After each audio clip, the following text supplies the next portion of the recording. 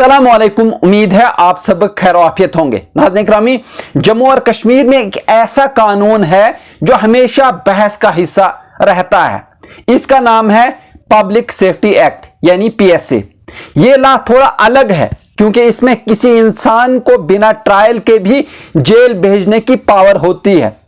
सरकार अगर समझ ले कि कोई शख्स पब्लिक ऑर्डर या सिक्योरिटी ऑफ द स्टेट के लिए खतरा बन रहा है तो उस पर पीएसए लगा दिया जाता है।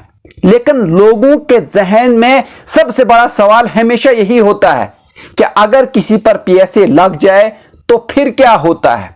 वहीं दूसरा सवाल यह है कि जेल के सफर कैसा होता है, वहीं जमानत मिल सकती है या नहीं मिल सकती है, और कोर्ट के रूल क्या रहते हैं। आइए इसे हम आम जबान में समझने की कोशिश करते हैं। यानी सबसे पहले जैसे ही पीएसए लगता है बंदा तुरंत कस्टडी में जो है वो चला जाता है। शुरुआत में डिटेंशन पीरियड आमतौर पर 3 महीने का होता है जिसे इनिशियल डिटेंशन पीरियड कहते हैं।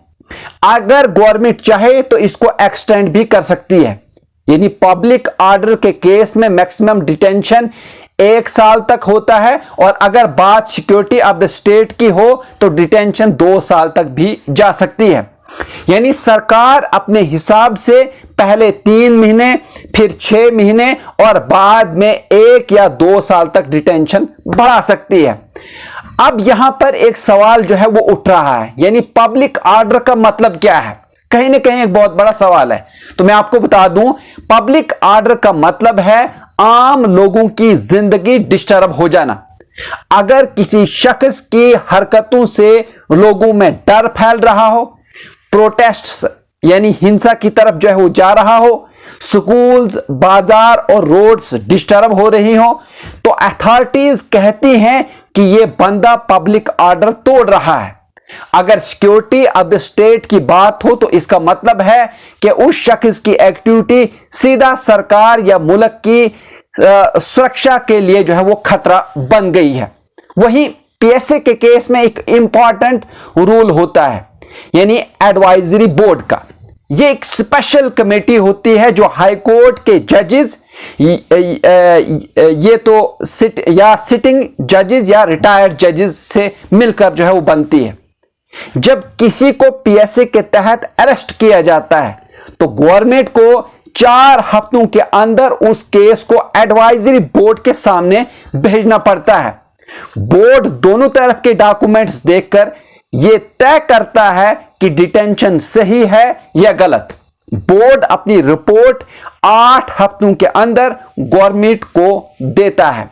अगर बोर्ड कहे कि डिटेंशन जस्टिफाइड है तो बंदा जेल में मैक्सिमम लिमिट तक रखा जा सकता है, और अगर बोर्ड कहे कि डिटेंशन गलत है तो गवर्नमेंट को उस शख्स को तुरंत रिलीज करना पड़ता है।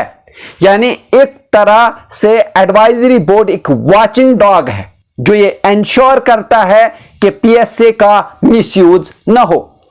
अब सबसे जरूरी बात, क्या पीएसए के केस में बेल हो सकती है? कहीं ना कहीं एक बहुत बड़ा सवाल है। तो मैं आपको बता दूं कि इसका जवाब है नहीं, क्योंकि पीएसए की सबसे बड़ी खासियत ही यही है कि इसमें बेल का प्रोविजन ही नहीं होता। यानी नॉर्मल क्रिमिनल केसेस में कोर्ट से बेल जो है वो मिल जाती है, लेकिन पीएसए एक प्रिवेंटिव डिटेंशन लॉ है जिसमें बेल इम्पॉसिबल है। इसीलिए बेल प्रूफ लॉ जो है इसको कहा जाता है। अगर रिलीज पॉसिबल है तो सिर्फ 2 तरीके से, या तो एडवाइजरी बोर्ड कहे कि डिटेंशन गलत है, या फिर हाई कोर्ट या सुप्रीम कोर्ट हिब्स कॉर्पस पिटीशन के जरिए डिटेंशन को इल्लीगल करार दे दे। हिब्स कॉर्पस एक लैटिन लफ्ज है जिसका मतलब है प्रोड्यूस द बॉडी, यानी जिस शख्स को कस्टडी में रखा गया है उसे कोर्ट के सामने पेश करो। लॉ के अंदर इसका मतलब यह है कि अगर किसी को इल्लीगली या गलत तरीके से जेल में रखा गया है तो उसके घर वाले या उसके तरफ से कोई भी हाई कोर्ट या सुप्रीम कोर्ट में हिब्स कॉर्पस पिटीशन जो है वो फाइल कर सकता है। कोर्ट फिर सरकार से पूछता है कि ये बंदा क्यों बंद है, उसके डिटेंशन के पेपर्स दिखाओ। अगर कोर्ट को लगे कि डिटेंशन गलत तरीके से हुआ है तो वो तुरंत रिलीज का ऑर्डर जो है वो देता है, क्योंकि पीएसए में नॉर्मल बेल का ऑप्शन नहीं होता।